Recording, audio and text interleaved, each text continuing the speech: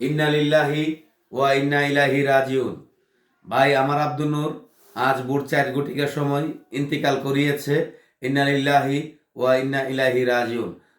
আজ এই পৃথিবীর মায়া আমার এই অসুস্থ বাচ্চাটা ছেড়ে চলে গেছে।